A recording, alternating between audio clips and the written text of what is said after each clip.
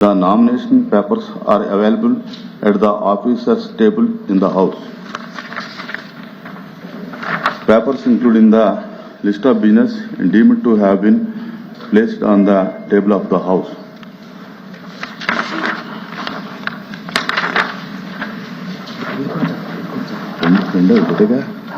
Papers including the list of business are deemed to have been laid on the table of the house. DSC 2025లో sports quota నిబంధనల మార్పు మరియు నిర్వహణలో జరిగిన అవకతవకలపై చర్చించడానికి సభ్యులు డాక్టర్ మొండితోక అరుణ్ కుమార్, డాక్టర్ కుంభ రవిబాబు, శ్రీమతి వర్ధు కళ్యాణ్ ఇచ్చినటువంటి వాయిదా తీర్మానం తిరస్కరించడమైనది. నౌ క్వశ్చన్ అవర్ తిరస్కరించడమైనది. క్వశ్చన్ నెంబర్ 14444 నారా లోకేష్ గారు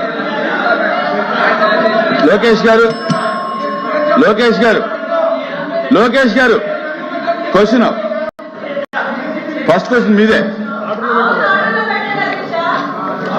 అధ్యక్ష, మొదటి ప్రశ్నకి సమాధానం లేదండి. రెండో ప్రశ్నకి సమాధానం అవునండి. ప్రభుత్వ పాఠశాలలో అడ్మిషన్ శాతం 2022-23 7.6% తగ్గింది. 2023-24 తగ్గింది. 2024-25 3% తగ్గింది. ఇది గత తగ్గింది. ప్రజాప్రభుత్వ అధికారంలోకి వచ్చిన తర్వాత అవకతవకలు ఫేక్ డేటా తీసేసిన తర్వాత 2025-26లో 1.69% తగ్గింది అధ్యక్ష. కానీ ఇప్పుడు ప్రత్యేకంగా 2026-27లో 0.94% అడ్మిషన్స్ పెరుగుతాం జరిగింది అధ్యక్ష.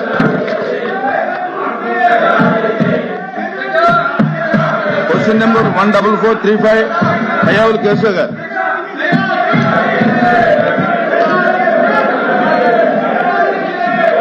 చైర్మన్ సార్, మొదటి ప్రశ్నకు సమాధానం రాష్ట్రంలో 8,115 మంది వ్యాపారుల నుండి 913.45 కోట్ల రూపాయల బకాయి ఉంది అధ్యక్ష. రెండవ ప్రశ్నకు బి ప్రశ్నకు సమాధానం అవునండి. నకిలీ లేదా అవాస్తవ రిజిస్ట్రేషన్లు ఉపయోగిస్తున్న వ్యక్తులను గుర్తించడమైంది. ఏపీ జీఎస్టీ నిబంధనలు నియమావళి ప్రకారం అవాస్తవ రిజిస్ట్రేషన్లను నిలిపివేయడమైనది మరియు వాటి రద్దు కోసం తగినటువంటి చర్యలు తీసుకోవడమైనటువంటిది. పన్ను ఎగవేత గుర్తించిన ప్రతి చోట చట్ట ప్రకారం రికవరీ మరియు జరిమానా చర్యలు కూడా ప్రారంభించడమైనది. సి ప్రశ్నకు సమాధానం బకాయి ఉన్న పన్నులు వసూలు చేయడానికి ప్రభుత్వం ప్రత్యేక దృష్టితో కూడినటువంటి చర్యలు చేపట్టింది. అందులో విలువైనటువంటి బకాయిలకు ప్రాధాన్యత ఇవ్వడం, బ్యాంకు ఖాతాలు జప్తు చేయడం, థర్డ్ పార్టీ రిసీవబుల్స్ అంతర్విభాగాల డేటా ద్వారా వాళ్ళ స్థిర చర ఆస్తుల్ని గుర్తించడం జరుగుతోంది. అన్ని శాఖలతోటి సమన్వయం చేసుకుంటూ ఈ అవసరమైన చోట ఆస్తులు జప్తు చేసి విక్రయం చేసేటువంటి అధికారం కూడా ఉంది అన్నటువంటి తెలియజేసుకుంటూ దీని ఫలితంగా 25-26వ సంవత్సరంలో 357 కోట్లు, 26-27వ సంవత్సరంలో 90 కోట్లు వసూలు చేయడమైనది. మరొక 42 కేసులలో వేలం ద్వారా 18.87 కోట్లు రాబట్టడం జరిగింది.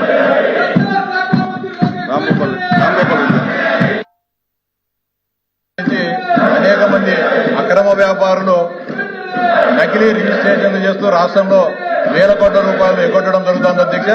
ఒక అంచనా ప్రకారం ప్రభుత్వం చెప్పిన సమాచారం ప్రకారం ఇంతవరకు ఈ రాష్ట్రంలో వాణిజ్య పన్నుల శాఖ నుంచి 40,000 కోట్ల రూపాయలు బకాయిలు ఉండడం జరిగింది అధ్యక్ష. అంటే అనేక మంది వ్యాపారులు నకిలీ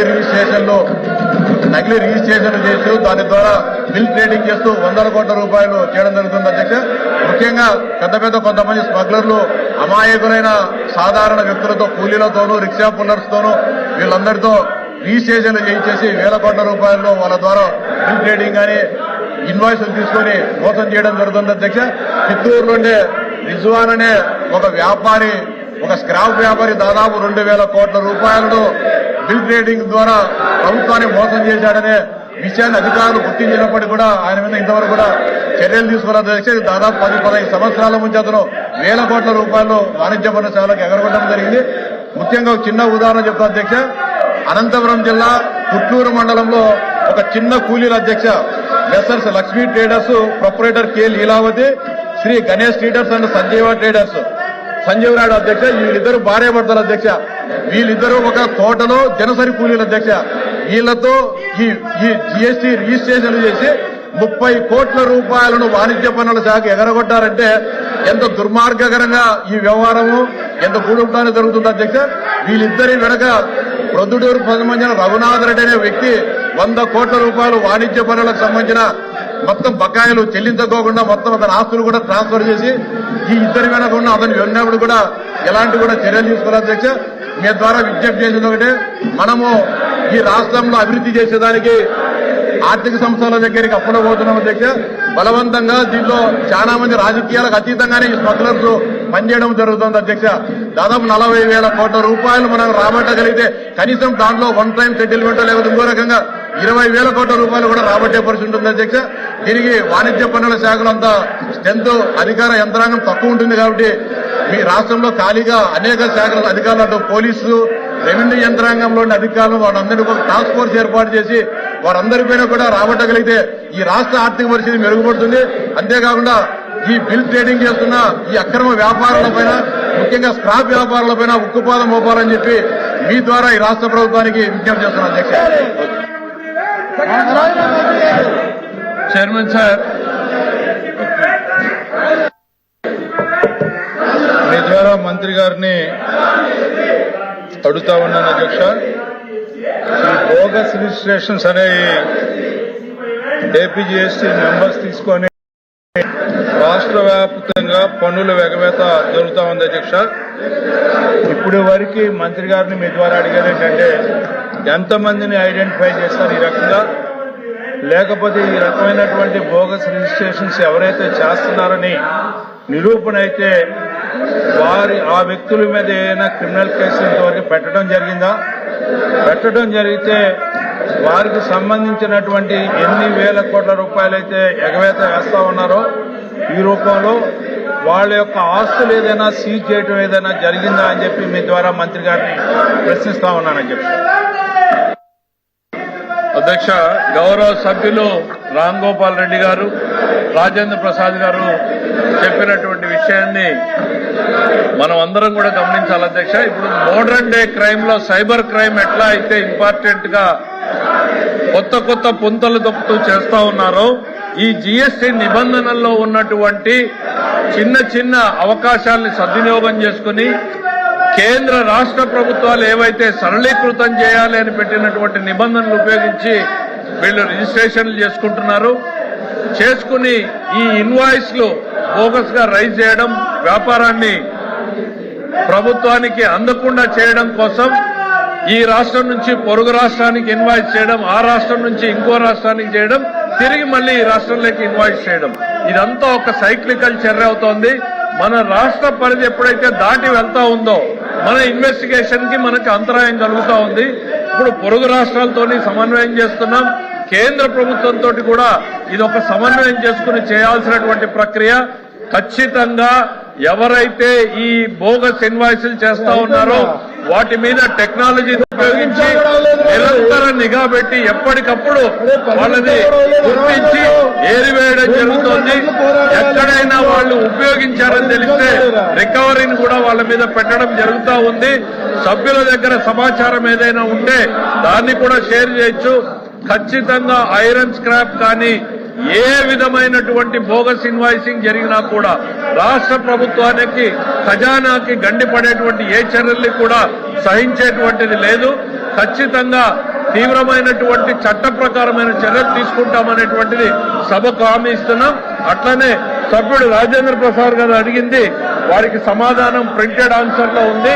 దయచేసి డీటెయిల్స్ చూడమని చెప్తున్నాను అధ్యక్ష. ఇంకా ఏదైనా డీటెయిల్స్ కావాల్స్తే కూడా వాళ్ళందరికీ షేర్ చేయడానికి రెడీగా ఉన్నాం అధ్యక్ష. క్వశ్చన్ నెంబర్ 1445 హోమ్ మినిస్టర్ గారు. అధ్యక్ష, మొదటి ప్రశ్నకి సమాధానం అవునండి. 2024 ఖరీఫ్ కాలంలో 54 మండలాలను, 2024-25 రబీ కాలంలో 51 మండలాలను, 2025 ఖరీఫ్ కాలంలో 37 మండలాలను, 2026 రబీ కాలంలో 5 మండలాలను కరువు ప్రభావిత మండలాలుగా ప్రకటించడమైనది. బి ప్రశ్నకి సమాధానం అధ్యక్ష, 25-26 రబీ కరువు సహాయ నిమిత్తం 6,16,00,000 రూపాయలు మొత్తం నిధులు విడుదల చేయడమైనది. ప్రస్తుతం పంపిణీ ప్రక్రియ కొనసాగుతుంది మరియు త్వరలో ప్రభావితమైన రైతులకు సదరు మొత్తం పంపిణీ చేయబోతుంది అధ్యక్ష. మూడవ ప్రశ్న ఉత్పన్నం కాదు అధ్యక్ష.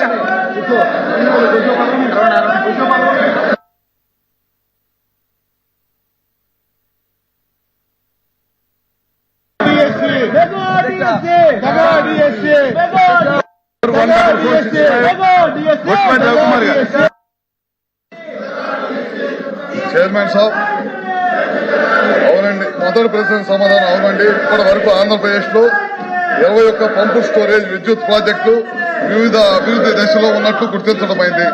రెండో ప్రశ్న సమాధానం ఆమోదించిన మరియు నిర్మాణంలో ఉన్న పంపు స్టోరేజ్ ప్రాజెక్టుల వివరాలు అనుబంధం 1లో ఉంచబడినవి.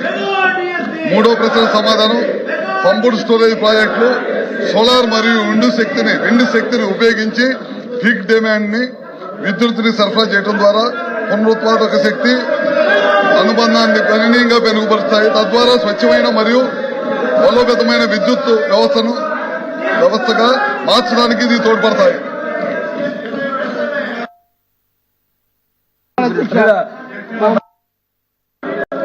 అధ్యక్ష, రాష్ట్రంలో కొత్తగా పంప్ స్టోరేజ్ ప్లాంట్కు సంబంధించి 21 ప్లాంట్లు ఉన్నట్లు మంత్రి గారు చెప్పారు అధ్యక్ష. మరి 21 ప్లాట్లకు సంబంధించిన ప్రతిపాదన ఏదైతే ఉందో దాని యొక్క సదరు ప్రాజెక్టుల నుండి లభించినటువంటి ప్రయోజనాల గురించి మీ ద్వారా మంత్రి గారిని అడుగుతున్నాను అధ్యక్ష.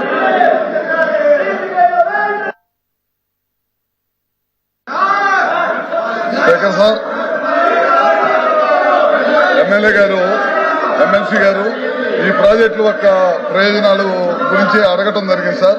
పిఎస్పీలు సోలార్ పవర్ ద్వారా పగటిపూట వాటర్ ని రిజర్వాయర్లు పంప్ చేసుకుని పీక్ అవర్స్ లో విద్యుత్తును ఉత్పత్తి చేయడానికి ఉపయోగపడతాయి సార్. ఇవి పిఎస్పీ ద్వారా గ్రిడ్ ని బ్యాలెన్స్ చేయడమే కాకుండా ఫాసిల్ ఫ్యూయల్స్ లైక్ కోల్ గానీ, ఆయిల్ గానీ, గ్యాస్ గానీ యూసేజ్ ని తగ్గించడానికి మరియు క్లైమేట్ చేంజ్ ఛాలెంజెస్ ని కంట్రోల్ చేయడం కోసం ఇవి బాగా ఉపయోగపడతాయి సార్. భారత ప్రభుత్వం 2030 నాటికి ప్రధానమంత్రి గారి అధ్యక్షతన ఎట్టి పరిస్థితుల్లో 500 గిగావాట్లు గ్రీన్ ఎనర్జీని ఈ దేశంలో తీసుకురావాలని కోరుకుంటే మన ముఖ్యమంత్రి గారు ఐస్ పాలసీ తీసుకొచ్చి తద్వారా 160 గిగావాట్ల లక్ష్యంగా ఈ ప్రభుత్వం పనిచేస్తుంది. ముఖ్యంగా మన రాష్ట్రంలో దాదాపు 48.01 గిగావాట్ల కెపాసిటీ ఉన్న పిఎస్పీ సైట్లు గుర్తించి వాటి పురోగతి వివిధ స్థాయిలో ఉంది సార్. పిఎస్పీల అభివృద్ధిని ప్రోత్సహించేందుకు రాష్ట్ర ప్రభుత్వం ఐస్ పాలసీ 2024 ద్వారా land facilitation, grid connectivity, waiver of stamp duty మరియు ఎగ్జామ్షన్ ఆఫ్ ఎలక్ట్రిసిటీ డ్యూటీ వంటి ప్రోత్సాహాలు ఈ ప్రభుత్వం కలిగిస్తుంది సార్. అవే కాకుండా దేశంలో first reverse pumped project Nagarjuna Sagar లో ఉంటే దాన్ని అనుసరించి ముఖ్యమంత్రి గారు పిన్నాపురంలో దేశంలోనే ఫస్ట్ పిఎస్పీ ఆంధ్రప్రదేశ్ లో ఉండటం గర్వకారణం సార్. అది సిబిఎన్ గారు రూపకర్తగా చెప్పుకోవటంలో ఏమాత్రం కూడా సందేహం లేదు. వల్ల చాలా పెద్ద ఉపయోగం ఉంటుంది. రాబోయే రోజుల్లో క్లైమేట్ ఛాలెంజెస్ ని మీట్ కావడం కోసం అదేవిధంగా మనం ఎట్టి పరిస్థితుల్లో 160 గిగావాట్లు, 48 గిగావాట్లు ఎట్టి పరిస్థితుల్లో ఈ ప్రభుత్వం తొందరలోని వివిధ దశలోని అన్ని కూడా సర్వే పూర్తి చేసి అన్నింటి కూడా పూర్తి చేసిందని చెప్పి మీ ద్వారా సభ్యులకు తెలియజేస్తున్నారు. ఎల్ఓపి గారు చెప్పండి. ఎల్ఓపి గారు